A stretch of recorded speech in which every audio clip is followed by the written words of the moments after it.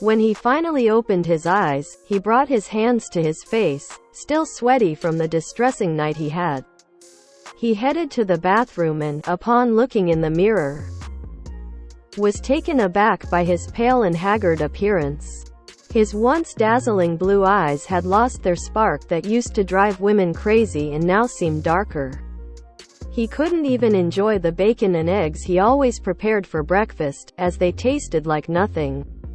Upon arriving at the office, he greeted Violetta, his secretary, who was currently on a call with a client. He entered his office and found everything exactly as he had left it the night before.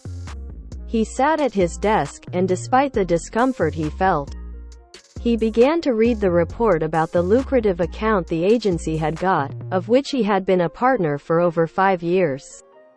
He felt content as he saw that they would finally handle the advertising campaign for that renowned makeup brand. Then, he picked up the phone to get in touch with the reception. "Violetta, could you bring me a strong coffee, please?" 10 minutes passed, and seeing that she hadn't appeared, he picked up the receiver again. "What's going on, woman?" "I'm about to fall asleep." But the attractive young lady hadn't appeared yet. Just as he was about to get up from the armchair that had been passed down by his grandfather, the door opened. It was Christian, his partner and close friend, who hurriedly grabbed some papers from the desk without even saying hello. "Hey there, my friend, you arrived just in time. Let's celebrate our victory." His colleague left him with those words hanging and stormed out of the office, slamming the door behind him. What's got into him? He is always in a bad mood. He called Violetta again, but still got no response. Exasperated by the indifference of that hard-working and responsible woman, who had often served as his confidant in his most difficult moments, he decided to see what was happening. Imagine his surprise when he found her sitting at her desk, applying lipstick. "Violetta, what happened to my coffee? I've been waiting for it for a while." The woman, who appeared distressed, continued outlining her lips and took out some eyeshadows from her makeup purse. "Are you deaf or something?" At that moment, the courier arrived with a package in his hands. "Miss Violetta, here's your package." "Thank you, Tomas," she replied with her voice trembling. "Hello, Tomas," he said. "It's good to see you. I need you to take an envelope to the Belladonna offices. Stay here, I'll bring it to you shortly." When he returned, the courier had already left without saying a word.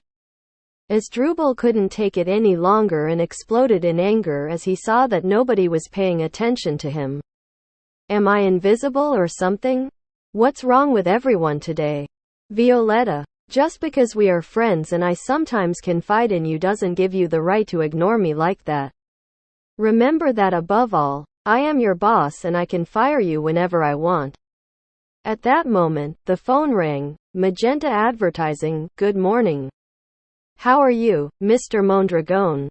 I'm glad to hear you have recovered."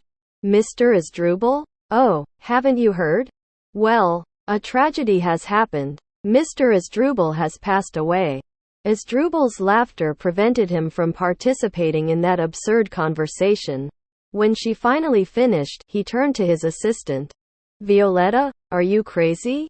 Get me Mondragon on the line." But she continued recounting the events to the person on the other end. "Imagine Mr. Mondragon, Mr. Asdrubal was leaving a cocktail party last night. He had been drinking too much. Everyone tried to convince him not to drive in that condition, but you know how stubborn he was. He didn't listen. He had an accident, and his car was completely wrecked." Asdrubal couldn't believe it. He felt his body fading away. His trembling hands were growing paler by the second. He didn't know what to think. Shocked, he went to his office and laid down on the sofa he had bought with his ex-wife 2 years ago at a designer store. Was what Violetta said true? Why did his face look so haggard that morning? Why was everyone ignoring him, and why did he feel increasingly bewildered? Several images came to his mind. The day he turned 18 and his father gave him the BMW he had wished for. His wedding to Valentina Blanco, the woman who managed to capture his womanizer heart, the 3 months of kidnapping he endured in the Colombian jungles. One after another, they arose like the flashbacks in a movie, his own movie. He felt as if time had stood still. However, the only thing that had stopped was his heart.